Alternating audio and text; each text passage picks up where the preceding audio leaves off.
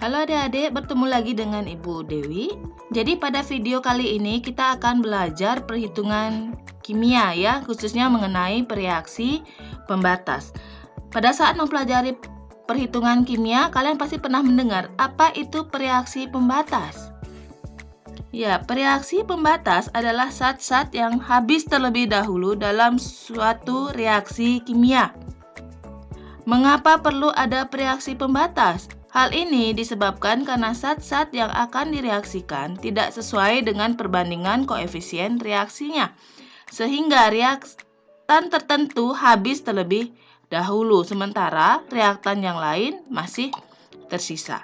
Nah, sebagai catatan ya, koefisien pada persamaan reaksi akan menyatakan jumlah atau perbandingan mol dari senyawa-senyawa yang direaksikan.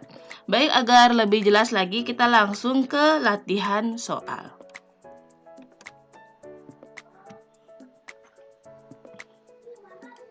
Nah, kita lihat soal pertama. Di sini diketahui ya, sebanyak 2 mol magnesium hidroksida bereaksi dengan 2 mol HCl sesuai persamaan reaksi. Jadi diberikan reaksi. Nah, yang perlu kalian perhatikan untuk mengerjakan soal reaksi pembatas. Yang pertama, kalian harus yakin reaksinya sudah setara atau belum. Sudah setara maksudnya jumlah atom di sisi kiri sama dengan jumlah atom di sisi kanan. Nah, jika kita lihat pada reaksi yang diberikan, ini reaksinya sudah setara. Berikutnya, tentukan jumlah mol masing-masing reaksi. Nah, kebetulan pada soal sudah diketahui jumlah mol dari reaksinya. Jadi magnesium hidroksida itu ada 2 mol dan asam klorida juga ada 2 mol. Jadi sudah langsung ada di soal. Nah, bagaimana cara menentukan reaksi pembatas? Nah, untuk menentukan reaksi pembatas, kita bikin dulu ya lajur mula-mula, bereaksi, dan setimbang atau sisa bisa. Nah, cara untuk menentukan reaksi pembatas adalah dengan membagi mol dari reaksi dengan masing-masing koefisiennya. Jadi untuk magnesium hidroksida 2 mol dibagi dengan koefisiennya 1, hasilnya adalah 2. Sedangkan untuk asam klorida 2 mol HCl dibagi dengan koefisiennya 2 sama dengan 1. Jadi, hasil bagi dari mol mula-mula dibagi dengan koefisiennya yang hasilnya lebih kecil, itulah reaksi pembatas. Jadi, kita ulang ya. 2 bagi 1 untuk magnesium hidroksida itu adalah 2. Sedangkan untuk HCl, 2 bagi 2 sama dengan 1. Jadi, hasil bagi yang lebih kecil adalah asam klorida. Sehingga kita bisa katakan asam klorida itu sebagai reaksi pembatas. Sehingga karena dia reaksi pembatas, jadi di akhir reaksi kita akan dapatkan 0 mol alias tidak tersisa asam klorida. Karena di akhir ditemukan 0, jadi yang bereaksi adalah mula-mula 2 mol dikurangi dengan 2 mol hingga dihasilkan 0 mol atau tidak bersisa. Nah, berikutnya untuk mengetahui mol bereaksi dari magnesium hidroksida. Ya, itu dengan menggunakan rumus mol ditanya sama dengan koefisien ditanya dibagi koefisien diketahui kali mol diketahui. Nah, yang ditanya adalah magnesium hidroksida. Jadi, koefisien magnesium hidroksida itu adalah 1 dibagi dengan koefisien asam kloridanya 2 dikali dengan mol HCl yang bereaksi yaitu 2 mol, sehingga dihasilkan 1/2 kali 2 mol itu adalah 1 mol. Sehingga di sini untuk reaksi yang sisa itu adalah sebanyak 1 mol magnesium hidroksida. Jadi untuk soal A, reaksi pembatasnya adalah asam klorida, sedangkan reaksi yang sisa adalah 1 mol magnesium hidroksida. Nah, selanjutnya kita akan mulai dengan soal yang C ya. Mol magnesium klorida dan mol dari air H2O. Kita mulai dengan magnesium klorida. Kita bisa gunakan rumus yang sama ya. Jadi mol ditanya sama dengan koefisien ditanya per koefisien diketahui dikali dengan mol diketahui. Nah, yang ditanyakan adalah magnesium klorida. Jadi, gunakan rumus koefisien magnesium klorida dibagi koefisien HCl dikali dengan mol HCl. Jadi, dilihat di lajur bereaksinya ya, jangan di tempat lain. Kita ambil yang di bereaksi karena pertanyaannya adalah pada lajur bereaksi. Jadi, koefisien magnesium klorida ini 1, HCl-nya 2 dikali dengan mol HCl. Sehingga kita peroleh hasilnya adalah 1 mol magnesium klorida. Jadi di akhir akan diperoleh 1 mol. Jadi ingat ya, untuk tanda bereaksi itu kita gunakan tanda minus atau kurang karena pada saat terjadi reaksi lama-kelamaan akan semakin berkurang hingga habis.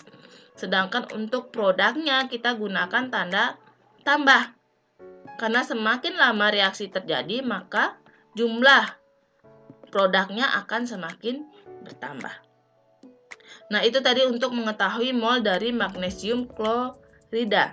Nah, selanjutnya kita cari mol dari air ya, H2O itu sama dengan rumus yang tadi, yaitu mol ditanya sama dengan koefisien ditanya per koefisien diketahui dikali dengan mol diketahui. Jadi koefisien H2O-nya 2, koefisien HCl-nya 2, mol HCl 2 mol, sehingga kita dapatkan H2O yang terbentuk pada saat terjadi reaksi adalah 2 mol. Sehingga pada saat setimbang atau di akhir reaksi kita temukan nilai 2 mol.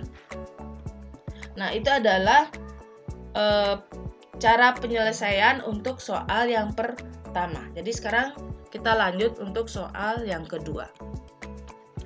Nah, di sini sebanyak 5,4 gram logam aluminium direaksikan dengan 0,5 mol asam sulfat. Yang ditanya adalah sama seperti tadi, bereaksi pembatas, bereaksi yang sisa, dan volume gas hidrogen pada STP. Ingat, STP adalah pada keadaan standar. Ingat, dalam menentukan reaksi pembatas, yang pertama kita lihat adalah apakah reaksi tersebut sudah setara. Nah, jadi kita lihat atom di sisi kiri sama dengan atom di sisi kanan ya. Jadi Al di kiri 2, di kanan 2. H di kiri 6, di kanan 6. S-nya 3, S3, O 12, O kanan juga 12. Jadi reaksi ini sudah setara. Berikutnya adalah kita buat dulu lajur mula-mula, bereaksi, dan setimbang. Setelah setara tadi ya, berikutnya baru kita cari jumlah mol dari masing-masing bereaksi. Nah, untuk aluminium di sini masih diketahui dalam bentuk massa. Ingat, jika diketahui massa, kita ingin mencari mol, berarti rumusnya adalah mol sama dengan gram per mr, di mana logam aluminium massanya tadi diketahui 5,4.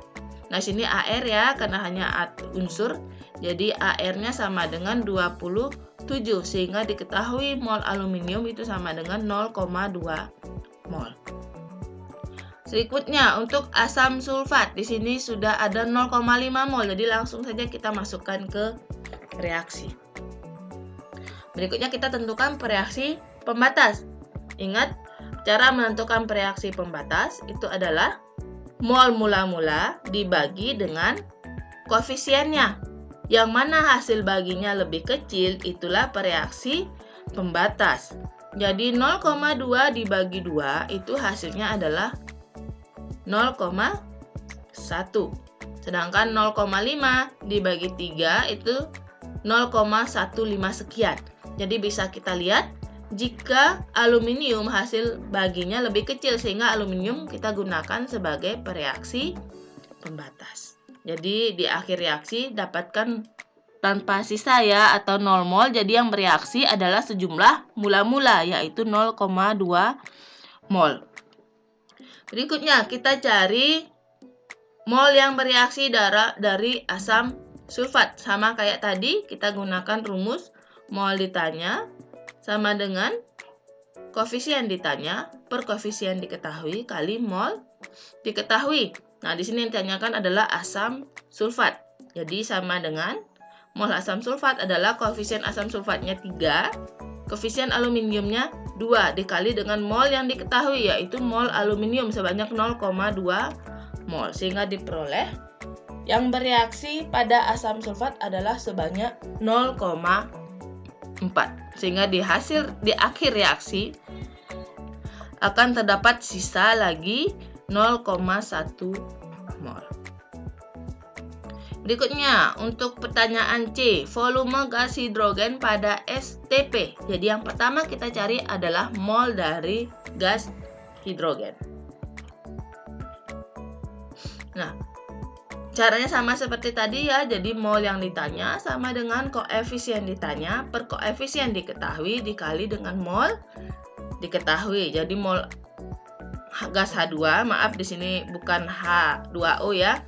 Mol H2 sama dengan 3, itu koefisiennya hidrogen, per koefisiennya aluminium itu 2 dikali dengan 0,2 mol. Sehingga didapatkan hidrogen yang terbentuk sebanyak 0,4 mol. Sehingga di akhir reaksi diperoleh 0,4 mol hidrogen.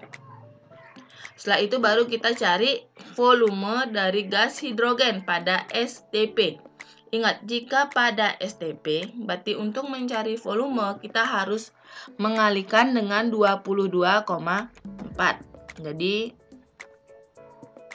volume hidrogen sama dengan mol dikali dengan 22,4 liter.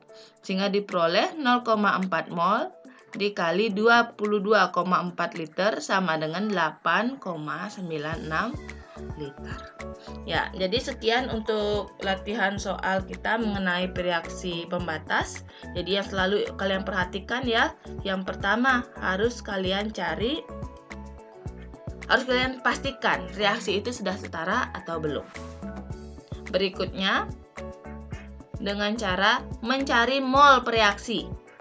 Yang terakhir, baru kalian cari reaksi pembatasnya, yaitu yang mana hasil bagi mol dibagi dengan koefisiennya.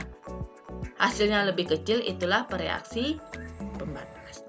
Ya, semoga dipahami untuk materi reaksi pembatas. Ditunggu ya untuk video selanjutnya, kita akan bahas soal-soal kimia yang lain. Selamat belajar dan sampai jumpa di video berikutnya.